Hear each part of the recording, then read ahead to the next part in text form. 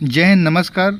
Learn to Hindi UP Bihar PGT में आपका एक बार फिर से स्वागत है।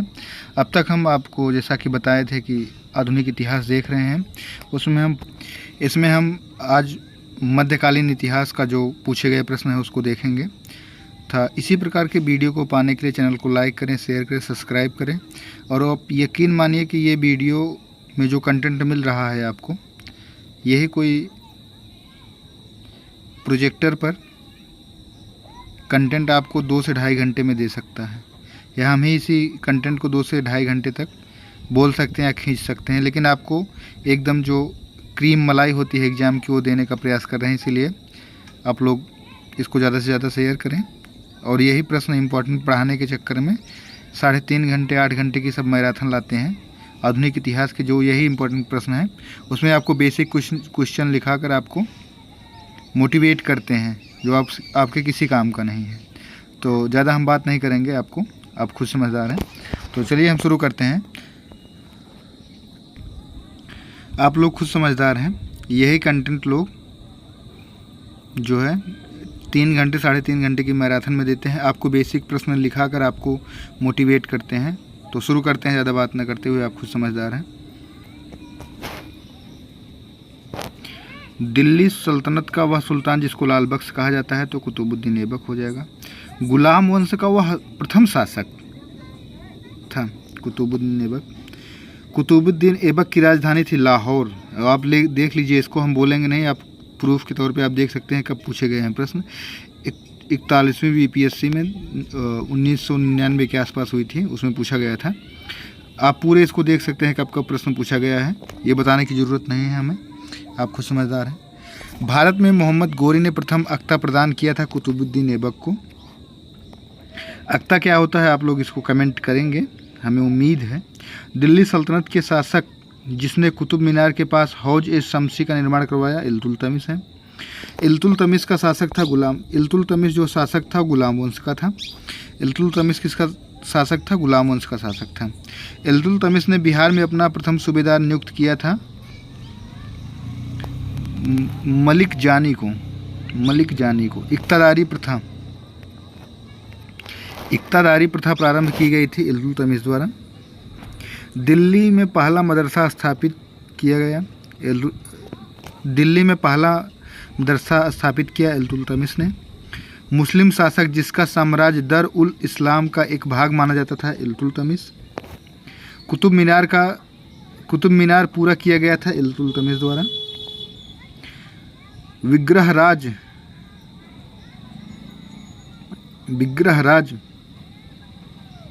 द्वारा निर्मित विद्यालय के स्थान पर निर्मित मस्जिद है 2.5 दिन का झोपड़ा। ये आज पहला नया फैक्ट मिला है। विग्रहराज द्वारा निर्मित विद्यालय के स्थान पर निर्मित मस्जिद है 2.5 दिन का झोपड़ा। 2.5 दिन का झोपड़ा है एक मस्जिद को 2.5 दिन का झोपड़ा कहते हैं। 2.5 दिन में बना था, उसमें बहुत सारे हैं, यहाँ मेला लगता है। सल्तनत काल के सिक्के टंका, शशगनी एवं जीतल धातुओं के बने थे, चांदी और तांबा धातु के। अपने सद्गुणों के बावजूद रजिया सफल नहीं हुई क्योंकि उच्च वर्ग को स्त्री नापसंद था। अपने सद्गुणों के बावजूद रजिया सफल नहीं हुई क्योंकि उच्च वर्ग को स्त्री शासन नापसंद था। ये बहुत इंपॉर्टेंट हो जाएगा।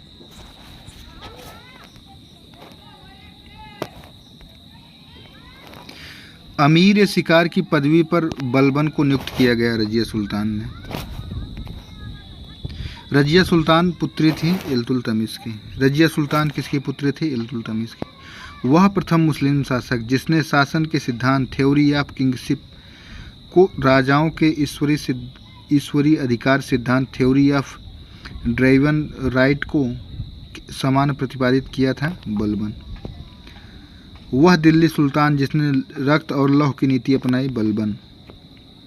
राजत्व के उसके सिद्धांत प्रतिष्ठा, शक्ति, न्याय के सिद्धांतों पर आधारित थे, राजत्व के उसके सिद्धांत प्रतिष्ठा, शक्ति और न्याय के सिद्धांतों पर आधारित थे। बलबन के बारे में ये शब्द कहे थे किसने? जियाउद्दीन बर्नी ने। बहुत इंपॉर्टेंट रहेगा, इसको एक बार फिर से देखेंगे हम। राजत्व के उसके सिद्धांत प्रतिष्ठा, शक्ति, न्याय के सिद्धांतों पर आधारित थे। बलबन के बारे में ये शब्द किसने कहे थे? तो जियाउद्दीन बर्नी ने। दिल्ली के सुल्तान ने सिजदा परंपरा को प्रारंभ किया। दिल्ली के सुल्तान ने सिजदा परंपरा को प्रारंभ किया, अर्थात दिल्ली के किस सुल्तान ने सिजदा परंपरा को प्रारंभ किया? तो बलबन ने किया। चालीसा ग्रुप ऑफ 40 की शक्तियों को तोड़ा बलबन ने। बहुत इंपॉर्टेंट फैक्ट है ये, इंटरेस्टिंग भी लग रहे हैं। चालीसा ग्रुप ऑफ 40 की शक्तियों को तोड़ा बलबन ने। तुगारिल खां ने बलबन के शासन काल के दौरान विद्रोह किया था। तुगारिल खां ने बलबन के शासनकाल के दौरान विद्रोह किया था। आगे देखते हैं खिलजी वंश। बाजार नियंत्रण के लिए प्रसिद्ध सुल्तान था अलाउद्दीन खिलजी। बाजार नियंत्रण के लिए प्रसिद्ध सुल्तान था अलाउद्दीन खिलजी। खिलजी वंश का प्रथम शासक था जलालुद्दीन खिलजी। दाग और हुलिया की प्रथा प्रारंभ की गई थी अलाउद्दीन खिलजी द्वारा। वह सुल्तान जिसने अलाई दरवाज़ा का निर्माण करवाया अलाउद्दीन खिलजी। सल्तनत काल में सार्वजनिक वितरण प्रणाली प्रारंभ की थी अलाउद्दीन खिलजी ने। स्थापत्य कला में गुंबद को आधार प्रदान करने के लिए सबसे पहले भित्ति मेहराब प्रणाली प्रयोग किया गया अलाई दरवाज़ा में। वह सुल्तान जिसने जमीन में फसल नपाई का आधा राजस्व के रूप में दावा किया अलाउद्दीन खिलजी।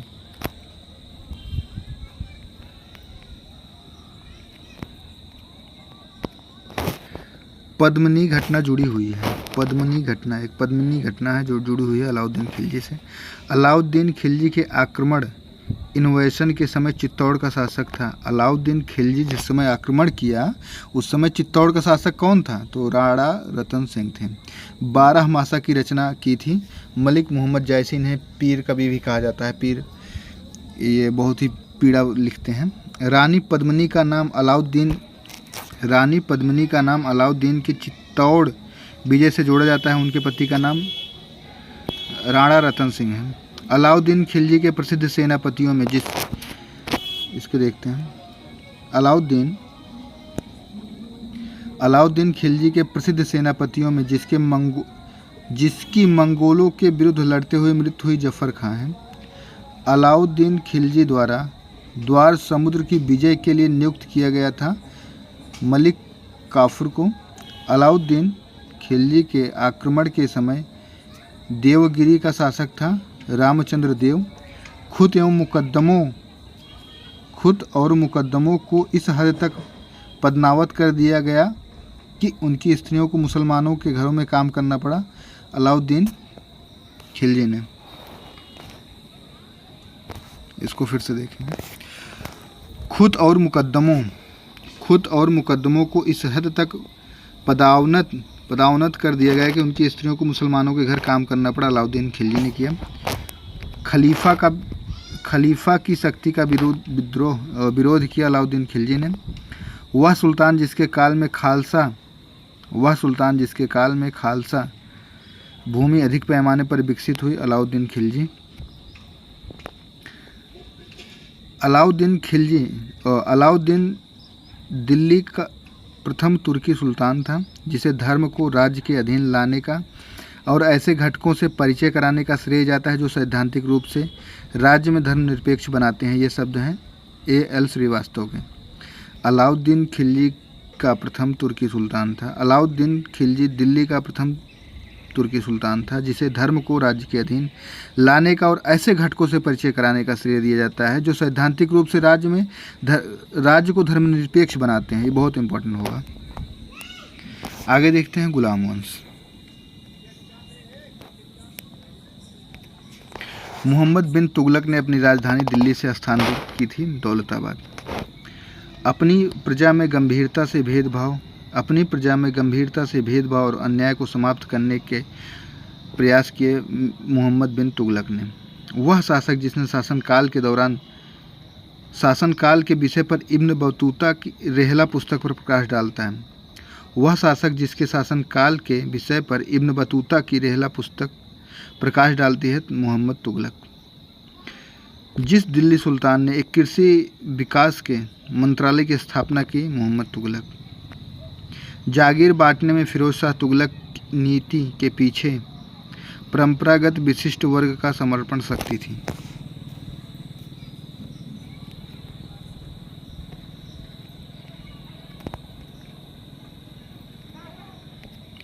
वह सुल्तान जिसके दरबार में सबसे अधिक गुलाम थे फिरोज तुगलक। वह सुल्तान जिसके दरबार में सबसे अधिक गुलाम थे फिरोज तुगलक। फिरोज शाह तुगलक ने संस्कृत पांडुलिपि दलाइल ए फिरोज शाही नाम से फारसी में अनुवाद कराया।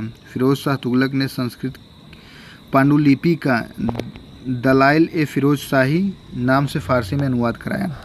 वह शासक जिसने गुलामों हेतु विभाग स्थापित किया था फिरोज शाह तुगलक, बहुत अच्छे भी थे। वह शासक जिसने गुलामों हेतु विभाग स्थापित कराया था, गुलाम या दासों हेतु, फिरोज शाह तुगलक। वह सुल्तान जिसने फलों की गुणवत्ता को सुधारने के उपाय किए, फिरोज शाह तुगलक। वह सुल्तान जिसने फलों की गुणवत्ता को सुधारने के उपाय किए, फिरोज शाह तुगलक। दारुल सफ़ा क्या है? एक खैराती अस्पताल था, अ फ्री हॉस्पिटल। खैरात वैसे फ्री होता है। वह सुल्तान, इसका PWD विभाग भी था, लोक निर्माण विभाग, फिरोज शाह तुगलक द्वारा। वह सुल्तान जिसने बेरोजगारों के लिए रोजगार दिलवाया, फिरोज शाह तुगलक। ऐसा इसके लिए पूछा जा सकता है। सेवा योजन कार्यालय या रोजगार से संबंधित कार्यालय की स्थापना किसने की थी? तब भी यही सही होगा, फिरोज शाह तुगलक। वह सुल्तान जिसने सबसे ज़्यादा नहरों का निर्माण करवाया, फिरोज शाह तुगलक। तारीख ए मुबारक शाही का लेखक याहिदी सरहिंदी सैयद के शासनकाल में था। तारीख ए मुबारक शाही का लेखक याहिद सरहिंदी के शासनकाल में था सैयद। तैमूर के आक्रमण के बाद भारत में सैयद वंश स्थापित हुआ। तैमूर के आक्रमण के बाद भारत में सैयद वंश का राज स्थापित हुआ। लोधी वंश देखते हैं। लोधी वंश की स्थापना की थी बहलोल लोधी ने। वह सुल्तान जिसने एक नगर बसाया जहां अब आगरा बसा है, सिकंदर लोधी। वैसे आप पूरा इसको पढ़ेंगे लोधी वंश अच्छे से, लेकिन उसमें प्रश्न नहीं पूछे जाएंगे। ये 2 प्रश्न हैं, मैं कई बार देख चुका हूँ अपने सामने से।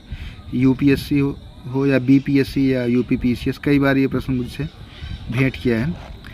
दीवान ए इंसा का संबंध था, आगे देखते हैं। दीवान ए इंसा का संबंध था शाही पत्र व्यवहार से। दिल्ली सल्तनत के दौरान मुकद्दम या चौधरी पद का इस्तेमाल किया था गांव के सरपंच के लिए। ये BPSC में 68वीं में हम गए थे देने, पूछा गया था, ये आप देख सकते हैं। दिल्ली सल्तनत के दौरान मुकद्दम या चौधरी पद का इस्तेमाल किया था गांव के सरपंच के लिए। मुकद्दम भूल जाएंगे, चौधरी आएगा। तबकात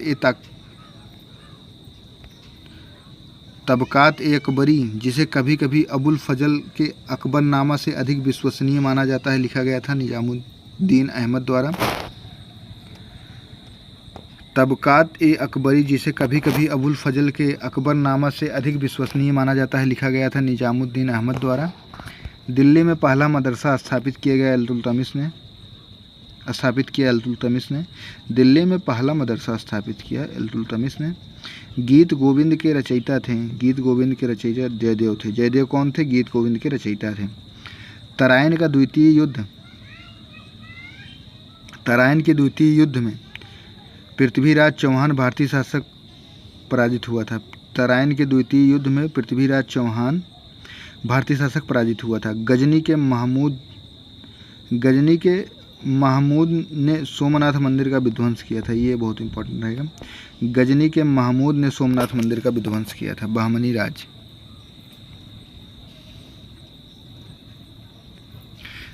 राज्य का संस्थापक अलाउद्दीन हसन था। दक्षिणी चित्रकला का विकास हुआ था बीजापुर गोलकुंडा से। विजयनगर राज्य की स्थापना हुई थी हरिहर एवं बुक्का द्वारा। फारसी यात्री अब्दुल रज्जाक देवराय द्वितीय राजा के शासनकाल में भारत आया था। फारसी यात्री अब्दुल रज्जाक भारत आया था देवराय द्वितीय के समय। विजयनगर का वह पहला शासक जिसने बहमनियों से गोवा छीना। विजयनगर का वह पहला शासक जिसने बहमनियों से गोवा छीना हरिहर द्वितीय है। विजयनगर साम्राज्य कृष्णदेवराय के समकालीन थे। विजयनगर साम्राज्य के कृष्णदेवराय समकालीन थे बाबर के। विजयनगर साम्राज्य के कृष्णदेवराय किसके समकालीन थे? तो बाबर के। ये भी इम्पोर्टेंट प्रश्न है, कई बार पूछे गए हैं परीक्षा में। विजयनगर के जिस सम्राट ने तेलुगु और संस्कृत साहित्य को सर्वाधिक योगदान दिया वह है कृष्णदेवराय। विजयनगर के राजा कृष्णदेवराय ने गोलकुंडा युद्ध राजा के साथ लड़ा, कुली कुतुब शाह के साथ। अर्थात विजयनगर के राजा कृष्णदेवराय ने गोलकुंडा का युद्ध किसके साथ लड़ा? तो कुली कुतुब शाह के साथ। विजयनगर के राजा कृष्णदेवराय ने गोलकुंडा का युद्ध जो है किस राजा के साथ लड़ा? कुली कुतुब शाह। विजयनगर साम्राज्य का अवशेष मिलता है हम्पी में। विजयनगर साम्राज्य की वित्तीय व्यवस्था की मुख्य विशेषता थी भूराजस्व। तालीकोटा का युद्ध हुआ था 1565 में। तालीकोटा का युद्ध हुआ था 1565 में।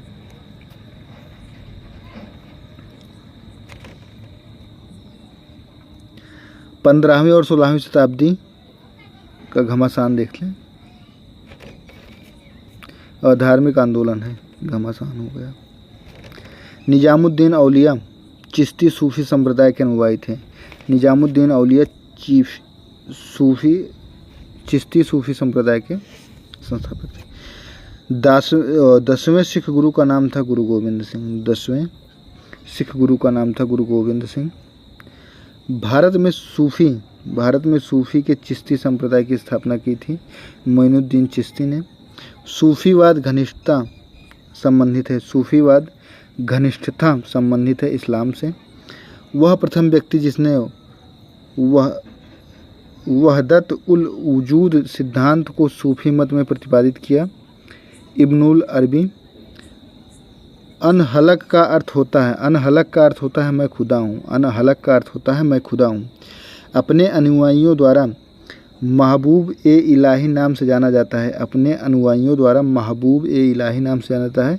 शेख निजामुद्दीन औलिया। वाह।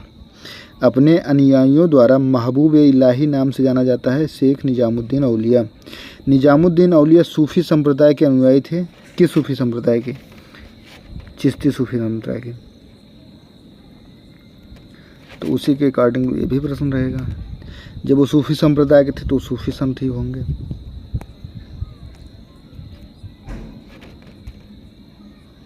आगे देखते हैं। बिहार के सुप्रसिद्ध संत शरफुद्दीन मनेरी का संबंध किससे था? फिरदौसी संप्रदाय से था।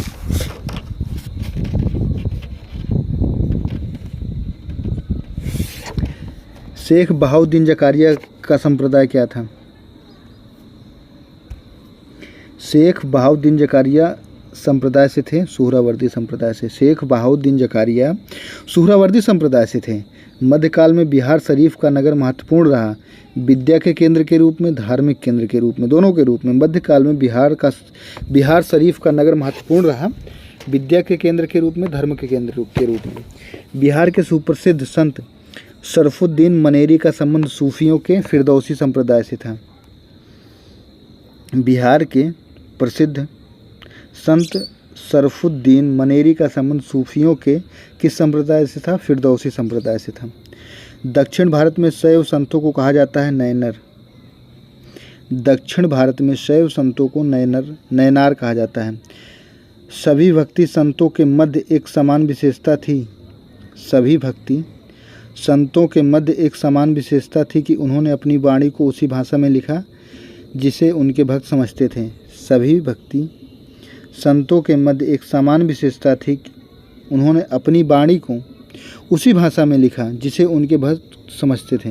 यही कारण है कि इस धर्म का थोड़ा प्रचार ज़्यादा ही हुआ, क्योंकि आज के जो धर्म हैं वो कोई भी धर्मगुरु ये नहीं चाहता है कि जो भी अनुयायी हैं या जो भी लोग हैं या धर्म को मानने वाले लोग हैं वो धर्म को अच्छे से समझ पाएँ इसीलिए उसकी ऐसी वाणी लिखी जाती है, चाहे जो भी धर्म हो, क्रिश्चियन धर्म को छोड़ दो, उसमें सब लोग पढ़े लिखे रहते हैं और स्पष्टता रहती है। मत्स्येंद्र नाथ द्वारा स्थापित संप्रदाय का नाम क्या था? मत्स्येंद्र नाथ द्वारा स्थापित संप्रदाय का नाम था योगिनी कौल। निर्गुण स्कूल के बड़े समर्थक थे, निर्गुण स्कूल के बड़े समर्थक थे कबीर, निर्गुण स्कूल के बड़े समर्थक थे कबीर।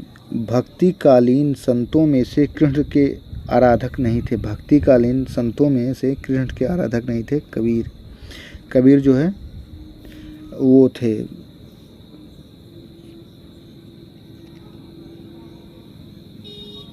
ज्ञान मार्गी में, जो है ज्ञान मार्गी विचारधारा, ज्ञान मार्गी धारा के कवि थे।